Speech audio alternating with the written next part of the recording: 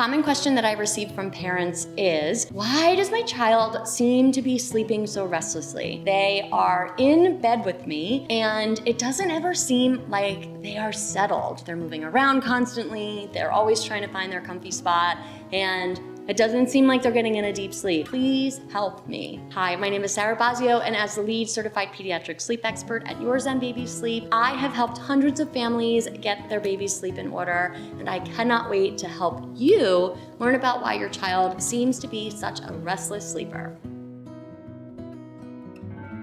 Let's start off this video by saying this definitely is not medical advice. However, I do want to advise you that if you have this gut feeling, especially as a mom, that something may be off medically, it is not a bad idea to seek out advice from an ENT, which would be an ear, nose, and throat doctor, or a sleep medicine doctor. So sometimes restless sleeping could be a sign of some type of sleep disordered breathing. And when we talk about sleep disordered breathing, that could be related to mouth breathing. So if your child is always mouth breathing, not just when they have a cold or not just when their nose is stuffy or when they're coughing, this could be related to swollen adenoids, which are in our nose, swollen tonsils. It also could be related to sleep apnea. So sometimes restless sleep means that we are not getting in a deep sleep as a result of these issues. And if it's medically involved, then I really want you to seek out medical advice, and these would be the providers that you would want to receive advice from primarily. Aside from possible medical reasons for restless sleep, I like to really focus on the behavioral reasons for restless sleeping. And I really like to lean on my experience as a sleep consultant and the hundreds and hundreds of families who I have helped. This is something that I hear from so many families on that initial call that I have with them. So when I'm about to work with a family, they have a discovery call with me. And this is our intro call. We discuss what my program is all about, when I kind of find out a little bit more about their child, what their goals are, and really what their baseline of sleep is. And I can't even tell you how many of them will say, just seems like they're never in a deep sleep. They don't sleep comfortably. They are constantly moving around.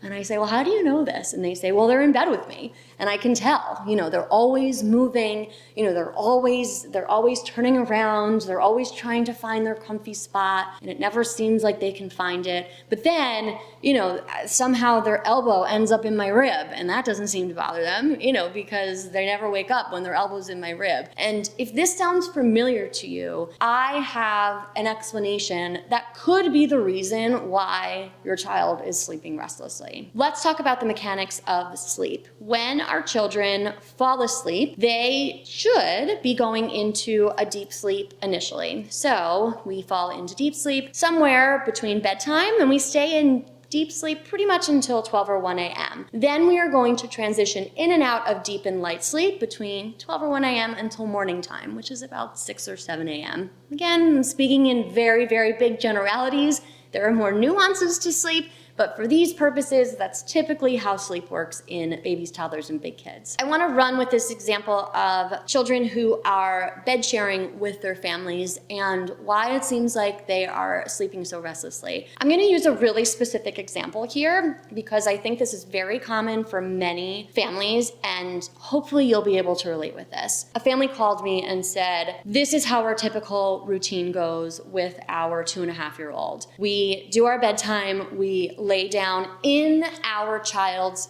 bed, they're in a big kid bed, with them to fall asleep. And sometimes it takes 20 minutes, sometimes it takes an hour. After our child falls asleep, we leave the room. And at some point between 8 o'clock, whenever they fall asleep, and 11, 12, or 1 o'clock, our child wakes up. And then they come to our room, and then we do this song and dance. Sometimes we walk them back, sometimes they stay there, sometimes they wake up again, sometimes they come to our bed, right? You never really know how the rest of the night is gonna go. Eventually, the child ends up in mom and dad's bed, and that's where they report the really restless sleeping, in mom and dad's bed, and as they are trying to fall asleep at bedtime, right? We're reporting really restless sleeping at two ends of the night. When I was explaining to mom and dad the causes of the restless sleeping, what I really want to point out is how is the child falling asleep initially, and how is the child trying to fall back to sleep these multiple times throughout the night. In In this case, we are talking about not independent sleep skills. Subconsciously in this child's mind, they are aware that at some point, whoever is falling asleep in their bed is going to leave. They subconsciously are not allowing their body to get into that deep sleep initially at bedtime. They are moving around,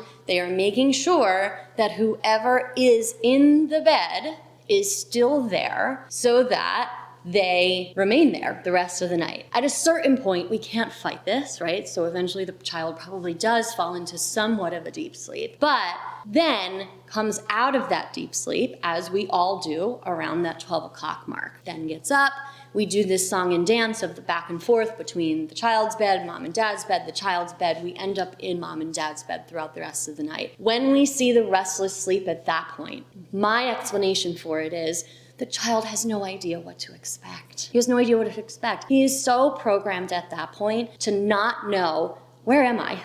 Am I in my bed? And I'm falling asleep, making sure that mom is still here, that dad is still here.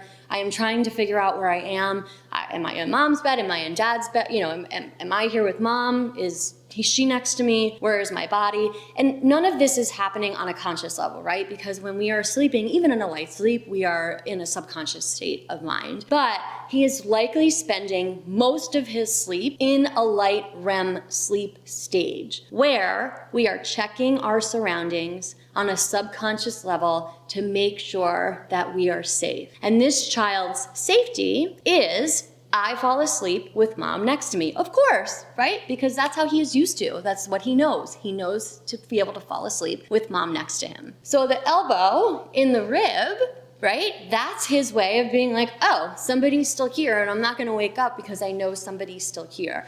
And the moving around is I'm staying in light sleep and making sure that somebody is always around next to me. And the waking up at midnight is I have now completely woken up out of my sleep because nobody is here. He has never really gotten into that super deep sleep state because he does not know how to sleep independently. How do we solve this? Independent sleep. How do we get independent sleep? Sleep training. And I want to be very clear that sleep training does not mean cry it out. There are gradual ways and much more supportive ways to teach your child independent sleep skills that do not include the full extinction method. I have 2 very popular videos on sleep training here on my YouTube channel about timed checks and the chair method, which are 2 very popular ways to sleep train. And I would love for you to check them out so that you can teach your child how to fall asleep independently, how to feel secure in their sleep space, how to take advantage of deep sleep, and how to stop sleeping restlessly. Because when we do not sleep restlessly